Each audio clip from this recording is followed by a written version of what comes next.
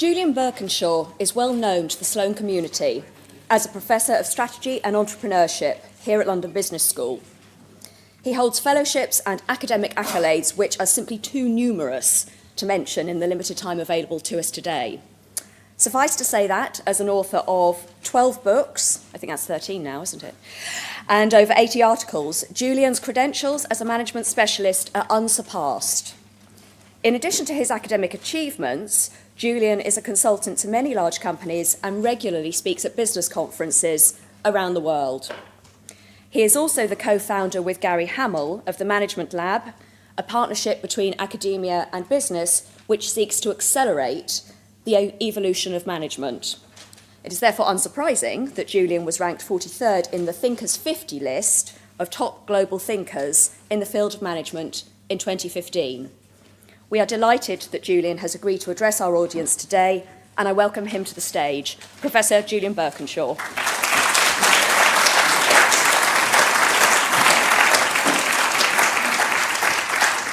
Thank you, Faye. So it's a pleasure to be here again. Many of you will know me. I've been teaching at LBS for 17 years, and I've been teaching Sloan's on and off for about 10 years, so a good chunk of you have heard me speak. And I'm afraid that if you are a graduate of the last year or two, I'm afraid you've heard a version of this talk before, but it continues to evolve. You'll be glad to know that the story here is very much a live one. Fast Forward is the name that I've given to the talk. That's the name of the book, which is coming out in March next year. I literally just last week sent it off to the publishers. Stanford University Press is the publisher, so it's now working its way through the publishing process. Unfortunately, publishers still believe in kind of slow forward, if you see what I mean, because the time it takes from writing a book to actually seeing it in the public domain is often a good 2 years, which does make you wonder a little bit. Is it on mute? There you go. Is that better?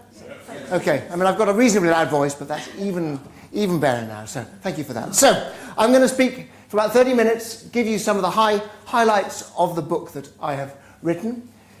Start with this slide.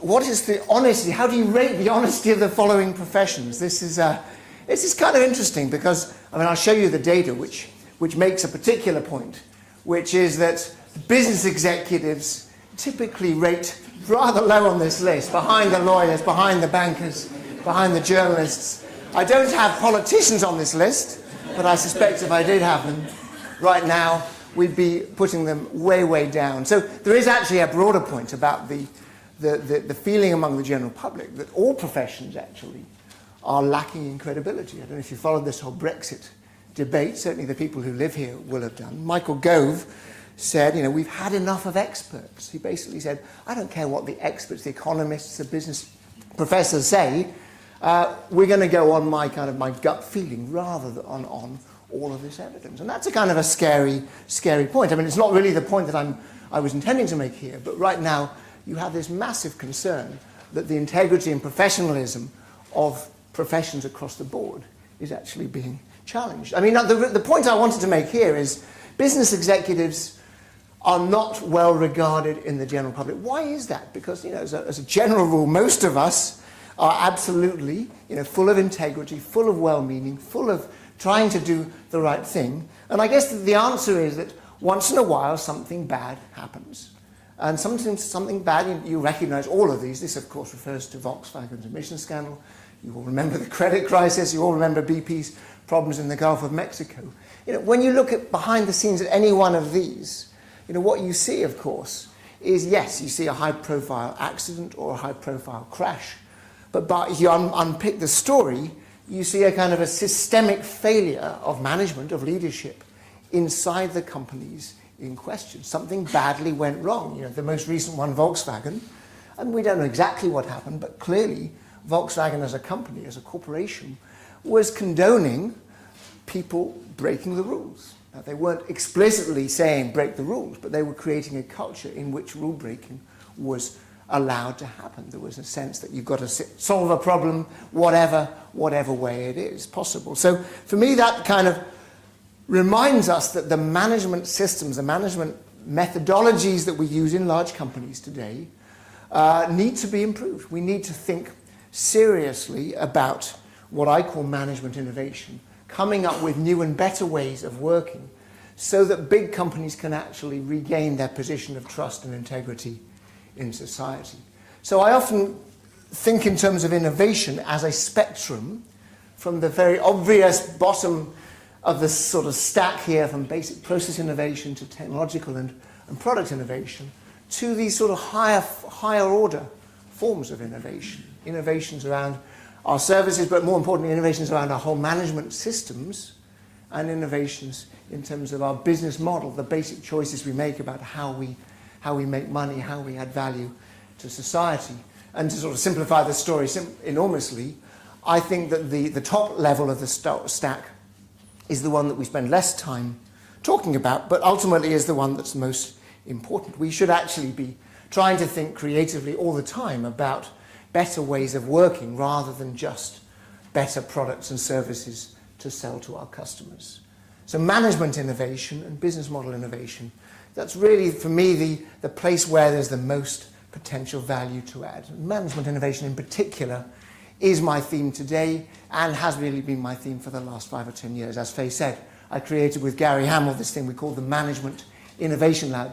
In fact, if you're a Sloan from about 2005, 2006, we actually ran an elective course. We called it Adventures in Management Innovation, the first time there'd ever been a course on such a subject. It didn't last very long, unfortunately, but it was a very interesting kind of experiment in new ways of working and thinking.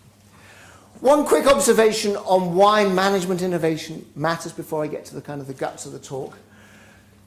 Bit of data from 10, 20 years ago, looking at across industries, different industries, and the extent to which the companies in those industries were investing in new information technologies. Very, very simple sort of split going on between those made a lot of investment, those made very little. And then also the extent to which they innovated their workplace practices. In other words, if we put lots of money in information technology and we don't actually do anything creative with it, in other words, if all we do is sort of invest in making our existing processes work more efficiently, we don't get a payoff. The only real payoff comes from both putting money into technology and then also creatively thinking about how can we work better? How can we work more effectively rather than just more efficiently? So innovative work practices, management, innovation, as I say, that is my big theme. And I really believe that we can find, lots of creative ways that haven't yet been offered to make our big companies in particular work better. And I'm going to give you a language and a framework for how I think we can do that. Okay, a very, very brief dive into history before we get to the kind of the big idea in this talk and in this book. Go back in time, go back to the Industrial Revolution and follow the emergence of the industrial age. And if you've ever studied economics at high school or university or whatever, you know that the basic factors of production were labor and capital. How do companies make money? They take labor, they take capital, they sort of squeeze it together, and the capitalist sort of surplus comes off the top of that. That's how you make money. Ford's Model T Ford is the sort of the epitome of that. But of course, time marches on, the world moves on, and most people would agree 1960s, 1970s or so was the transition period when we went from a focus on industrial technology as the source of competitive advantage to what we might call the information age or the knowledge era, in which the scarce resource, the thing that really made a difference for a company to succeed, was their ability to harness information and turn it into knowledge. And this is Goldman Sachs, this is McKinsey, this is Intel, this is Microsoft. I mean, companies across the board who made their fortunes and their success in the marketplace because they were good at harnessing knowledge. That is not a controversial statement. I don't think anybody will really argue with that. That's kind of just part of our understanding about how the world has moved on. But it does make you say to yourself, what's next? Is it possible that this information age in which we live today will go on forever? Or is it actually equally possible, or even more likely, that at some point we'll say that the information age has, shall we say, peaked, plateaued, and that there will be something beyond that? And so the kind of the game I'm playing in my mind here is to say, is it possible to imagine a world in which information is ubiquitous, in which search costs are close to zero, in which information is no longer a source of competitive advantage. You can argue quite easily that we sort of live in that world already, because there are so many ways in which we can harness information that are actually identical to those of our competitors, that gets us into a place where we no longer really looks like a source of advantage. And let me just kind of nail that point a little bit more clearly. If we believe the proponents of big data and business analytics, we would start to go down the route of saying that the only way we can succeed in today's business economy is to actually be better and better at doing that side. But guess what? For every benefit, there is a cost. When I look at the big data movement, I see a dark side to it. I see analysis paralysis. I see companies getting stuck in trying to gather more and more information and actually failing to make any decisions about it. I see this blind faith in data without any thought for the kind of the sources of that data. A loss of differentiation. If everyone's got access to the same stuff, guess what? It's very difficult to get an advantage out of it. So for me, the dark side of the big data movement, if you like, is that it no longer provides us with the edge. We have to do this. This is necessary but not sufficient. We have to continue to invest in information and knowledge. Of course we do. But the question is it enough? And my answer, of course, is it is not. So let me just make a very, very narrow and specific argument, which really then motivates, as I say, the big idea in the book, which is that in a world of ubiquitous information, what is the scarce resource? And my answer is, gosh, it's not even my answer. This is Herbert Simon's answer from 50 years ago. In a world of too much information, the scarcest resource is our own attention, our capacity to actually attend to the most useful and relevant pieces of information to do something with it.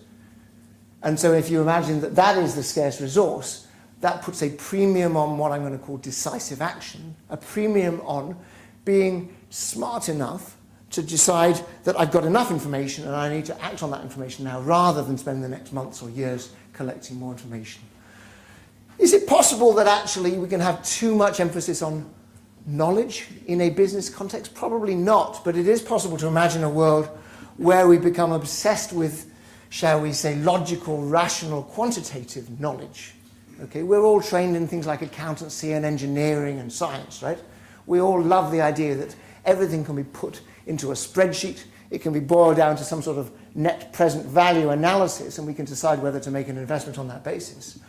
I do worry that if we get too far down that track, we end up making what I'm going to call very sterile decisions. The brain is divided into two parts. It's got its more logical, rational part, it's got its more creative, intuitive part.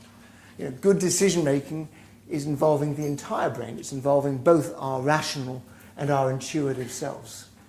So I think that actually, as decision makers, as business executives, we have to once again put a premium on emotional conviction or belief. Now that's not an argument that everybody finds completely convincing or comfortable, because I'm essentially saying we need to trust our gut a little bit more. But of course I'm not saying do that at the expense of actually gathering hard data. I'm saying let us be smarter about getting the right combination. There's one thing we learned from the Brexit debate, the Brexit decision, it is that increasingly people do make their decisions, whether they should or not, on the basis of emotional belief. They don't trust experts, they don't trust formal knowledge, they actually, to some degree, are swayed by emotional or intuitive arguments rather than hard logic. So, to finish the point, I'm going to try to make a case that, and I'm deliberately stretching the argument to make a point, which is to say that we are, as we get stuck in a worldview which is based around information and knowledge, we run the risk of actually failing to make smart judgments. And what that does is, in other words, it puts a premium on decisive action and emotional conviction as important additional factors over and above everything else. Now, has this always been important? Yes, it has, to some degree. But the reason I say it's particularly important now is because I think we are running the risk of getting a little bit stuck in this sort of big data and business analytics way of thinking. Why have I got those two images up there? Think back to Facebook buying WhatsApp for $19 billion. Incredibly decisive, based, of course, on intuition and gut feeling. Why is Jeff Bezos there? He's a master of actually doing both the analytical side of decision making, but also occasionally making these big, bold leaps. And he says very clearly, he says there's two different types of decisions we make, and we've got to be very clear which one is which. So that's my kind of push towards a greater recognition of the opportunities of being decisive and tapping into our emotional conviction as decision makers. Now let me move to the kind of the big argument, which is the following. In a complex world, how do we manage, how do we organize, how do we create organizations which can cope with complexity? There may be some IBM people in the room. I apologize. I'm not going to be really rude about IBM. I'm going to get a little bit rude, which is in the following sense. IBM is a terrific company, but it's an enormous company. It's $100 billion plus. They have essentially a four-dimensional matrix structure. I've got friends who work there. That doesn't mean everybody has four bosses. It means that there are four dimensions overlain in the company at any time. Why are they doing that? Because they are trying to grapple with their clients' biggest, most complex problems. They're creating an organizational system which is as complex as the world in which they're competing. There's an academic theory behind that, Ashby's law of requisite variety. There's nothing wrong with that, but it does mean that IBM as a company now, of course, is very, very complex, very slow-moving, struggling to grow, really in a little bit of trouble. I mean, an excellent company in many respects, but quite an inert company.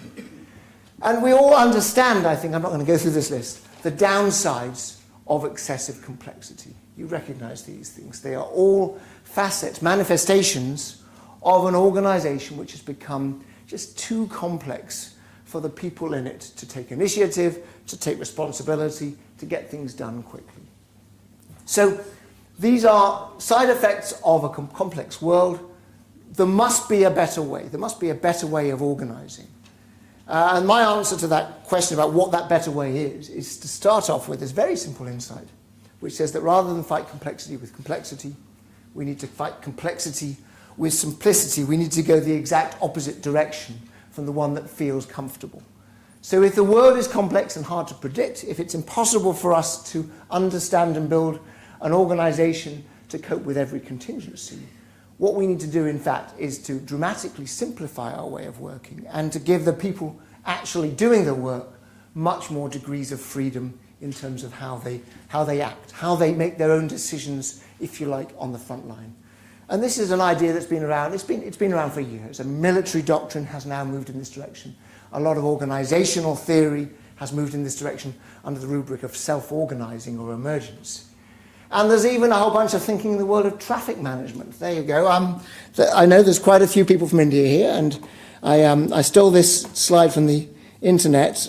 I, like most of the people in the room, have traveled in India and indeed many other places where the rules of the road appear to be a little bit, less clearly defined than they are in London. I'll just show you 30 seconds of this just for fun. I mean, it's really nothing that a group like the Sloans hasn't seen many, many times before.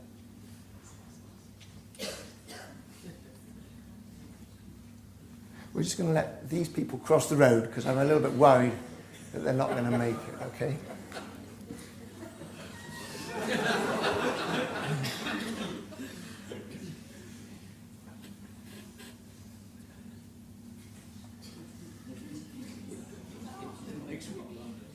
Yeah. Okay, they made it. Okay, we can pause there. So they seem to make it every time, fortunately. Now, what's the point? Look, you've all got your own interpretations of this, and if we had a bit more time, I would actually kind of get you to spell this out. What's going on here? Obviously, there are informal rules. There have emerged in here and in every other place in the world, informal rules of the road about how we get from one location across an intersection. And you know what those are. I mean, there's a much more give and take. There's much more looking at each other to try to figure out who's going to move first. There's obviously preference given to the bigger vehicles. It's chaotic, but it works. And this basic kind of way of working gave way to a bunch of insights in the planning world that a chap called Hans Monderman, who you've probably never heard of, a Dutchman, turned into practice. He came up with this notion that in the West, in big sort of cities like London or Amsterdam or whatever, we've got it wrong. Our insistence is on creating rules and structures that prevent any accidents from possibly happening through traffic lights and one-way systems and markings on the road and signposts and stuff. And what they've done in London and Amsterdam and goodness knows where else is essentially they've told us as drivers that we can't be trusted. We can't be trusted to figure out things for ourselves, so they're going to create a bunch of rules. Hans Monderman said to make our road systems safer, we have to make them more dangerous. We have to actually create what he called shared space, which is his own version of what you just saw in that Indian city. Now, obviously, there's rather fewer cars on the road here. This is a little town in the north of the Netherlands. But the point is, he managed to persuade a couple of these Dutch municipalities to actually rip out their old traditional traffic lights and so forth and replace them with this sort of open space. And you know exactly what happens because, you know, you've been to these sort of intersections. In fact, if you go down to Exhibition Road next to the museum part of town, you've seen a version of that anyway. The cars figure out quickly that they're not being told what to do, so they slow down, they adapt, they figure out, they take stock, and they find their way through. When Hans Monderman put these experiments in place, he discovered, of course, to his delight, through a very careful experiment, that people were actually moving, you know, quicker through the intersections and with no more accidents, fewer accidents. It worked. And for me, this is just a beautiful example of an analogy, if you like, to how big organizations can and should work. We need to back off. We need to actually provide fewer organizing systems and processes and essentially let people figure things out for themselves. Now, those of you who work in banks or whatever are saying to yourself, yeah, that's all very well, but we've got regulations and rules that we have to follow, all of which is true. But somewhere between the sort of sclerotic organizations we've created today and this completely emergent, free-flowing model that I'm kind of just talking about, somewhere in between those two worlds, there is some space. There is always space for us to actually simplify many of our processes. And that is my kind of line of travel. But in order to give this some precision, and this is really my final major point, we need a language and we need a way of thinking that helps us go from the kind of bureaucratic world in which we live today to this new way of working that I'm kind of imagining. Here is my metaphorical way into this discussion. Go back to the last sort of business reception you went to. Maybe it's, you know, when you got together with your fellow Sloans yesterday, this morning, someone you didn't know before, and they say to you, what do you do for a living? How do you describe, what is your answer to that question? What do you do for a living? Well, we've got three generic answers to that question. One is to say, here we are, pull out my business card, I'm John Smith, I'm the marketing manager from XYZ company. Very efficient, but the risk of that is that people tend to obsess over your job title. I don't know if you've ever done this or on either side of the fence. I remember talking to a captain of industry, I'm not going to mention who he was, but I was introduced to him and I introduced myself. I'm Deputy Dean of Programs at London Business School.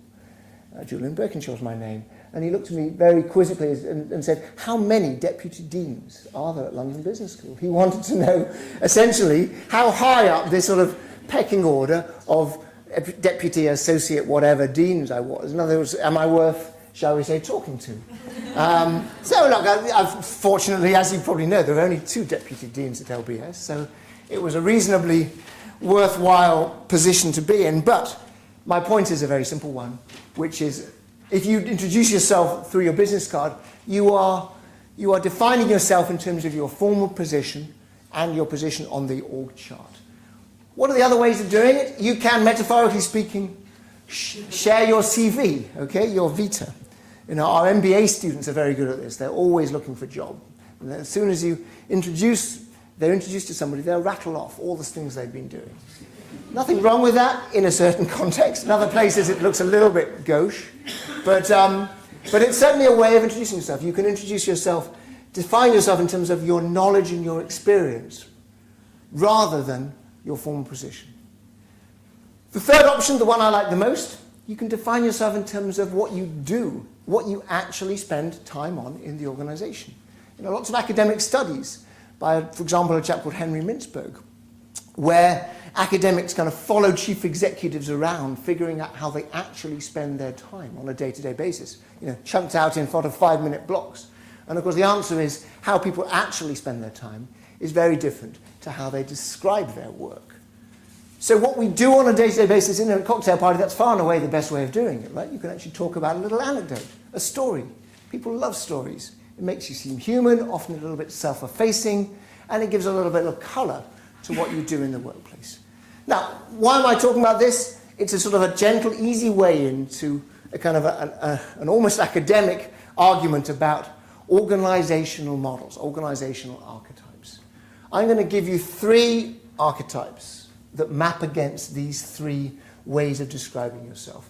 The first one is a very old friend. Thank you. I'm running out of time, but I will make sure it works anyway. An old friend, bureaucracy. Bureaucracy is defined as, essentially formal rules and procedures. My position in the chart tells me that I can tell you what to do because I'm the boss. I can pull rank over you. Defining yourself in terms of your knowledge and experience, the counterpart to that is what I call meritocracy. We all know the word meritocracy, right? In fact, if I asked you today, most of you would say, yes, I work in a meritocracy. I'd like to work in a meritocracy. What does it mean in very, very precise terms? It means knowledge is privileged over position. In other words, if I am experienced in a particular area, if I've got some insight which is important, I can override the view of my boss. So I work as a department chair at London Business School. London Business School is a meritocracy. My colleagues, my junior colleagues, delight in disagreeing with me at every opportunity. And they only show up at meetings if I think the meeting is worthwhile. It's called a meritocracy, and we kind of grow to love it after a while because it means that nobody can just fall back on saying, do it because I tell you. We have to have a proper debate about it. Here's the problem. Both bureaucracy and meritocracy, in their own way, are very inwardly focused and actually quite slow. If in doubt about what to do in a meritocracy, we just form a committee. We debate something. We debate it endlessly. In a bureaucracy, you fall back on rules and procedures. So, this is the third point, and this is really the kind of the big idea here. This is not my term, adhocracy. It's a term that I borrowed and kind of refined and thought about very differently. I'll give it a very, very specific definition. Adhocracy is a world in which action is privileged over knowledge or formal position. So it's an organization in which, of course, these other things still matter, but on the margin, when push comes to shove, it is better to do something, to try something out, to experiment, to go and talk to a customer to solve a problem, rather than to debate endlessly or to fall back on the rules. Now, these 3 coexist in any organization, but the point is that the adhocracy is the sort of the rarer beast. I'll just give you a couple of examples of what it means, and then I'm going to close. Here's a classic example. You all remember the original Apple Macintosh project that Steve Jobs created. Took a bunch of people, put them in a separate building, and told them, your job is to create, this insanely great product, this new computer system. They had no rules. They could spend money however they saw fit. Their job was around speed and getting something out there quickly. That's adhocracy at work. A kind of fun example, some of you will know Valve, which is a big Seattle-based gaming company. They have 300 employees and no managers. There are no managers in Valve. There's a big boss, Gabe Newell. Everybody else is essentially then equal. And when you get hired in Valve, you're not given a job. You are basically told you are hired to be looking around for the most valuable work you could be doing. So in Valve, your job is to find an opportunity. So that's adhocracy, right? I've now been hired. Let me figure out which project team needs my help. Perhaps I need to create my own project team. Perhaps this area here needs work. We're not falling back on experience or processes. We're falling back, if you like, on action. And if any of you think that's a bit of a crazy example, let me just remind you of a couple of very sort of commonly used techniques. There's a whole movement called the Beyond Budgeting movement. And there's a whole movement, if any of you have got an IT background, you'll know all about this, the whole agile software development world, where you break software down into these little sprints and scrums and things like that. It's a very much ad hocracy-based way of looking at the world. So, to conclude, this is the big argument, which is that we've got these three different organizing models in the world. And I'm not going to talk you through the details of this, I don't have time, but let me just make 3 or 4 quick observations on this before I finish. The point is that each model brings with it a set of particular practices or ways of working, right? We all recognize the bureaucracy model. It's all about following rules. It's all about making decisions through a hierarchy. It's all being motivated by extrinsic rewards. These two models are different. They are non-bureaucratic, but they've each got their own very particular qualities. And as I said, adhocracy is the one which is the kind of the rare beast. It exists in startups, it exists often in some sales organizations, it exists in some business development or venturing activities. But many of you have been in this position. I'll just finish with this. It's a sort of almost an anecdote. Last time you said in a committee meeting, in a board meeting, we really need to act now. And somebody said, well, hang on, let's have a proper debate about it. Or somebody else said, let's just check with the lawyers to make sure that this is all fine. What's going on in that meeting is the attempt at adhocracy being kind of killed off by either the meritocracy or the bureaucracy mindset. So these are mindsets, these are states of thinking, but those mindsets then pervade the way in which we actually get things done in organizations. So, to conclude, my argument, of course, if you go back to where I started, fast forward, make your company fit for the future. Essentially what I said was we've moved from the industrial age to the information age to the agile age. Map those 3 ages against these 3 organizing models. The industrial age, it was all about bureaucracy. Today we live in the information age. We privilege information. We love a good debate. Increasingly, we need to not lose those other models, but we increasingly need to embrace this adhocracy-based way of working, which has a number of particular qualities. It's not like it's a panacea, but certainly for large organizations, they need a whole lot more adhocracy and quite a lot less bureaucracy or meritocracy. So with that, I will finish. Thank you very much.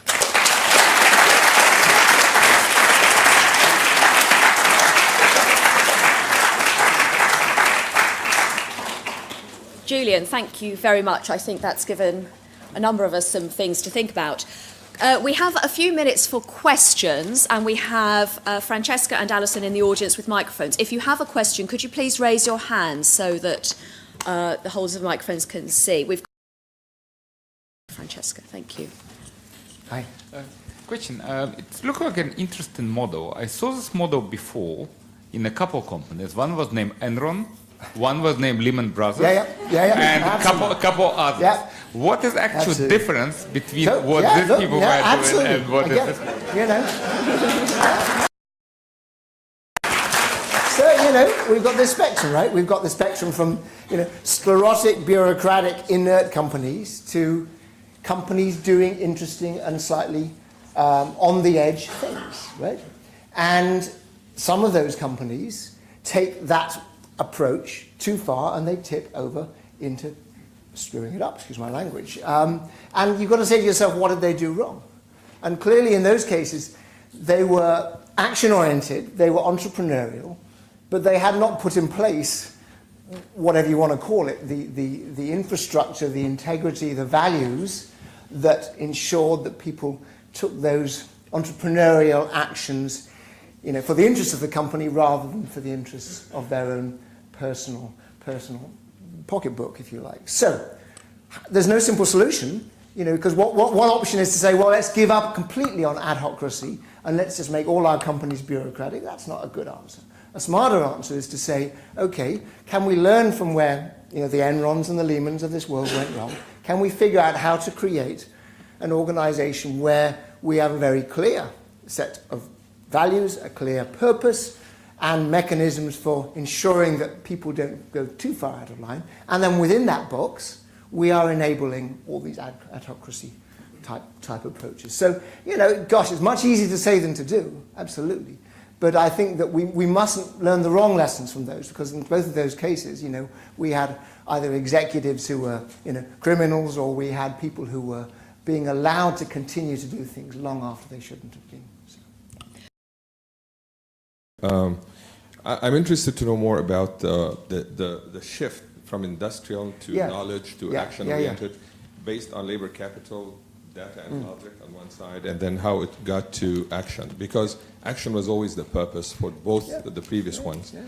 And I believe that networking age is much more important progression. I think we've had this conversation before, haven't we? You're not convinced? Fine. Absolutely. You've read widely. We had quite an interesting intellectual conversation, if I remember, because you're tapping into somebody's knowledge which I'm less familiar with, and I'm tapping into some topics that you're less familiar with. So your argument is networking rather than agile. Is that correct? So, I'm not going to say that's wrong. I wouldn't be so bold as to say that. I would say that I kind of like the fact that you agree that we need to look beyond the information age. I do actually have enormous sympathy with this idea that whatever comes next is a lot to do with relationships and empathy between people. Of course, that links into your networking point. So our points are not a million miles apart. We're both saying there's something wrong with. Let me put it this way: if we obsess about information for its own sake, we run the risk of getting a little bit bogged down, a little bit internally focused. There has to be something that takes us beyond that.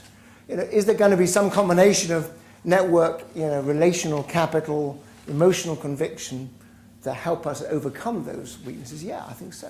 So I'm afraid we're not going to finish this debate now, but you're not wrong. I mean, I think we could actually kind of get to quite a good place if we discussed it at greater length. There. Julian, you just have focused with adhocracy quite strongly, it seems, on purpose and values. People together under that question there in terms of networking, it strikes me, where does the whole concept of teamwork, team working fit in? Yeah. Because networking can be group working, where we're interested in your opinions, we're gathering more information, more data to build our knowledge, but the teamwork seems to, in its truest form, to set out a commitment to follow the decision of the team or the leader of the team. Where does it fit? A couple, lots of potential angles here. So first of all, adhocracy is about putting action first, and that doesn't necessarily mean individual action. In many cases, it is actually going to be team-based action.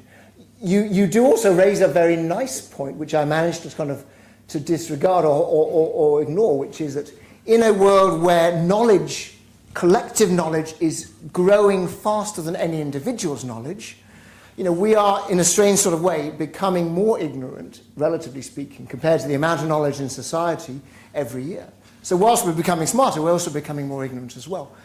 What does that mean? It means that actually collaboration is more important in this new world. The Higgs boson experiment a couple of years ago, there were 5,000 people named on the paper. There were 5,000 authors to the paper that found the Higgs boson.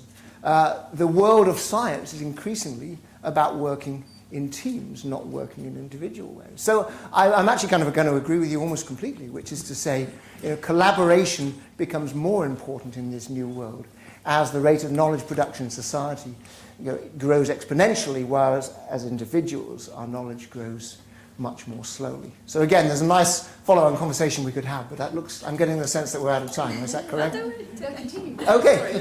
No, a couple more. Okay. There's a gentleman there. Oh, no, sorry, we can't take any more questions. Oh, sorry. Okay. Sorry, you mean apologies. Continue in the coffee break, fine. Okay. Thank you very much, Julian. Okay.